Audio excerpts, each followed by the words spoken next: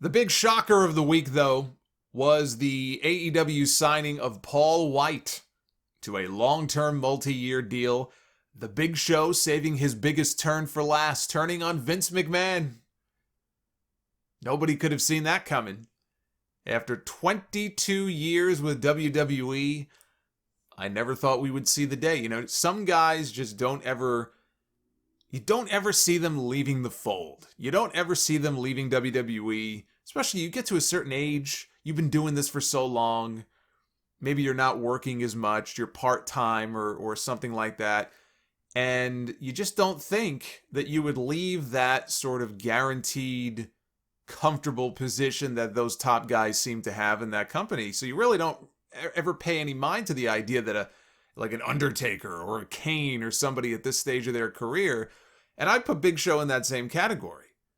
You know, especially with somebody like Kane, you just don't really pay any mind to the idea that not only they would leave, I mean, people can leave, but that they would go jump to another promotion.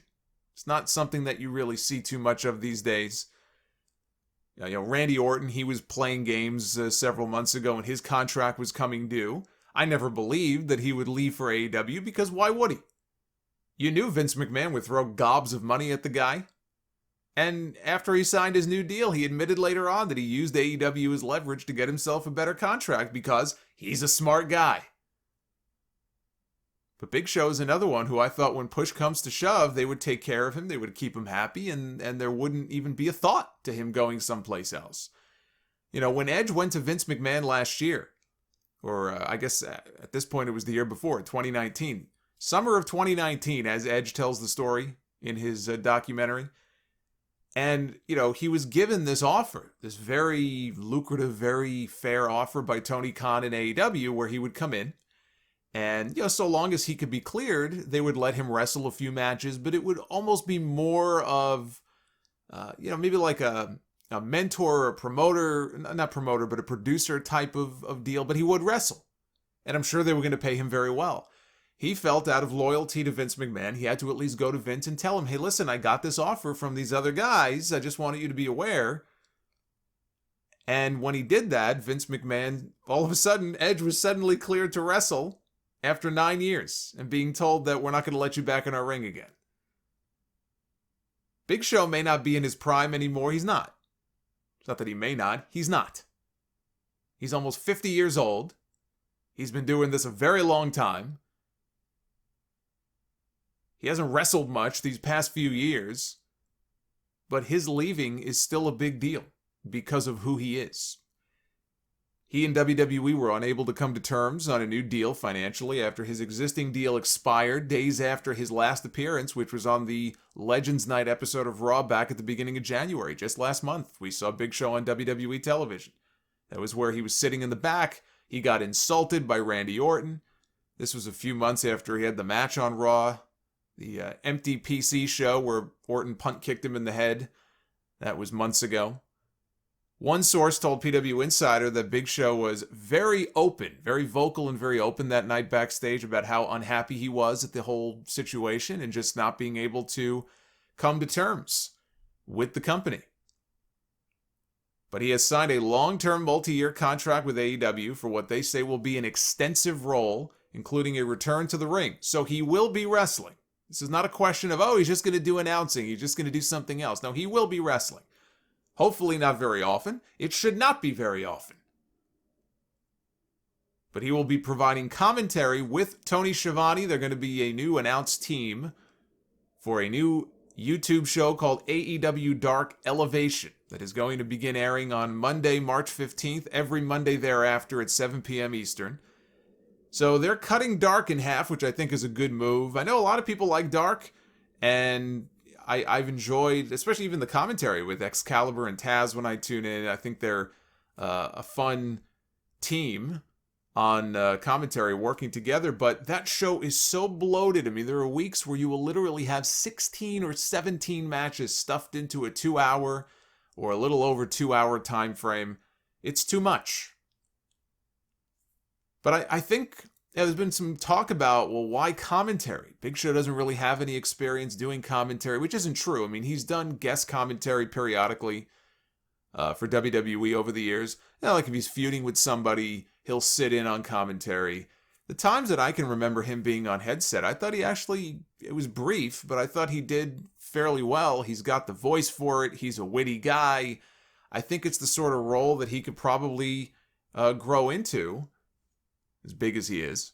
He could grow into it. And it's smart to use him as a curiosity hook, which is really, I think, the main reason. Let's be honest. I don't think they love Paul Wight for his commentary chops. They saw an opportunity when he became available. And I don't know if he approached them or if he had feelers sent to the company. It would have had to be, I guess. Otherwise, how would Tony Khan even know that he was available? Why would Tony Khan even think that Big Show would ever be available?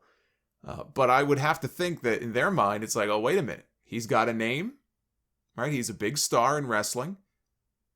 And we could get some curiosity views for this brand new show. We want to make a big splash with this other version of AEW Dark.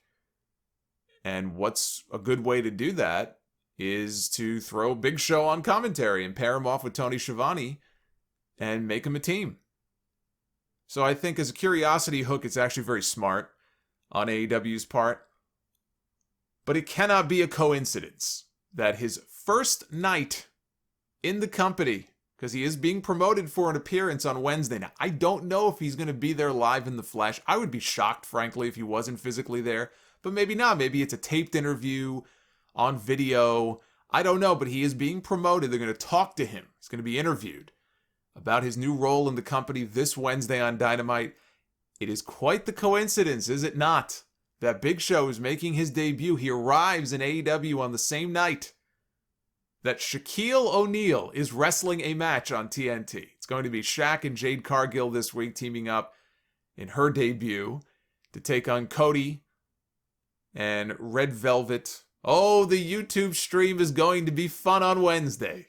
You will definitely want to tune in for that one when I go live after Dynamite. I said this on Wednesday. I said the best thing about this is, as a podcaster, as a content creator, you kind of live for stuff like this because either these four are going to go in there and they're going to impress the hell out of me by putting a match together that actually ends up not being a disaster and everybody looks strong and maybe it turns out to be a really fun match.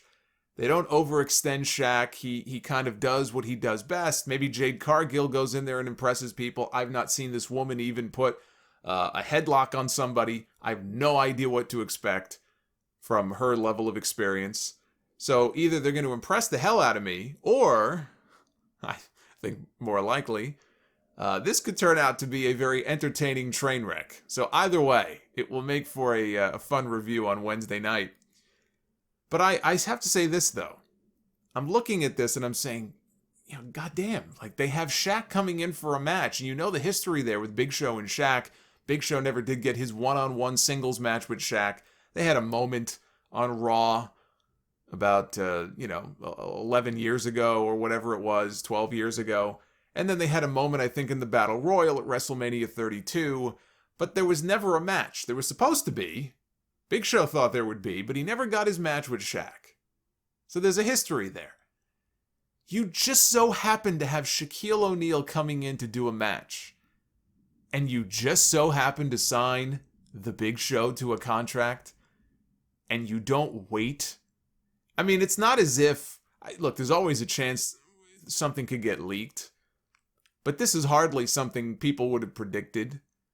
If you could have kept this between a handful of people, you would have had a hell of a surprise on that live Dynamite this week. If during the match, before the match, after the match, whatever, out walks Big Show, out walks Paul Wight in Daly's place, and you have a moment with him and Shaq, people would have been losing their minds. That would have been all anybody was talking about coming out of the show this week. And it's rare that we get these genuine surprises in wrestling, so I think it's a missed opportunity. We don't get too many of those anymore. Either the promoter just wants to promote it in advance to pop a rating or a buy rate, and you can understand that if I'm a promoter. I mean, I might be thinking the same thing, but either they just announce this shit in advance on social media. They go on Twitter, which is what AEW did. They announced this on Twitter. That's how people found out about this. Or shit gets leaked to the newsletters and the websites, to the observers and the Fightfuls and the PW Insiders of the world. Very hard to really pull off a genuine surprise anymore. And you had this just perfect, this perfect storm of circumstances. And I think they shit the bed on what would have been one hell of a surprise. But Tony Khan was on Wrestling Observer Radio this week. He confirmed that they will still have a second show on TNT later this year. This new YouTube show is not meant to replace that.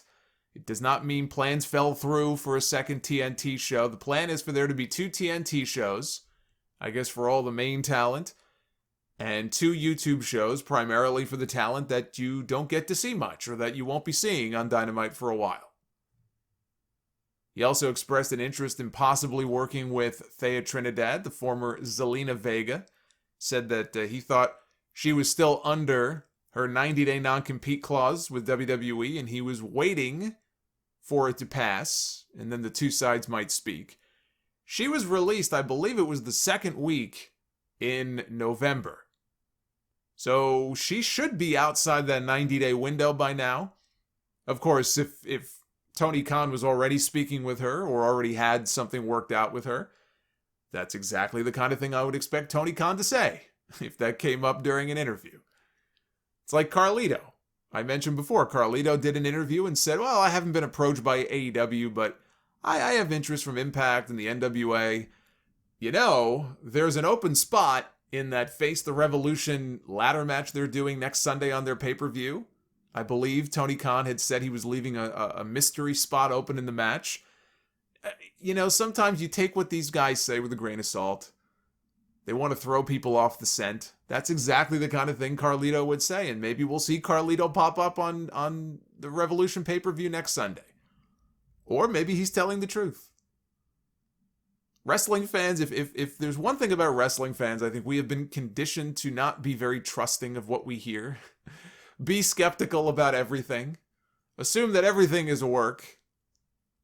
Because that's just the nature of what they do. They try to swerve you. But it does sound like either way, there is a very good chance, if she's interested, that Zelina Vega may have a spot waiting for her in AEW. And I said there were 3 things that shocked me this week. The other has to do with the Women's Eliminator tournament that is still ongoing, with the winner challenging Hikaru Shida next Sunday at Revolution for the AEW Women's title. I still cannot believe that Britt Baker lost on Wednesday to Nyla Rose. She lost to Nyla Rose on Dynamite. Britt Baker has been a featured performer on TV now for months. Nyla Rose, forget Dark. I mean, Nyla Rose on Dynamite has barely been a blip on the radar.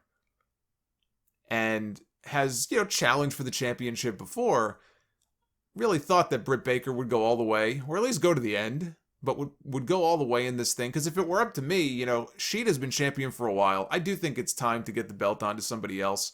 Probably a heel. And I thought Britt Baker would fit the bill perfectly. And then eventually, maybe you transition the belt from her to Thunder Rosa, who I think would make a fine women's champion in AEW. But that shocked the hell out of me. Now, they ended up having a pretty good match. But that finish, I don't agree with that finish at all. Now, tonight on Bleacher Report, 7 Eastern, they are airing 3 matches. There is an AEW special on Bleacher Report tonight. Riho takes on Thunder Rosa in the Women's Eliminator tournament. So one of these women will no longer be in the tournament after tonight. The winner is going to meet Nyla in the next round. Ryo Mizunami takes on Yuka Sakazaki. And there is a match with Emi Sakura, Veni, and Maki Ito. I know some of you were big Maki Ito fans all of a sudden. They're going to be taking on Mei Suruga, Rin Kadokura, and Hikaru Shida. So they are trying to use this as a way to remind people that, hey, tonight we're live on Bleacher Report here on a Sunday night, but don't forget, we're going to be on pay-per-view next Sunday, because usually their pay-per-views are on a Saturday. And they will be again, but this time they're running on a Sunday, and they're a little bit worried that people are going to forget, and they're going to think, oh, AEW has a pay-per-view on March 8th. It's in or March 6th. In fact, it is next Sunday the 7th. So that's part of why they're doing this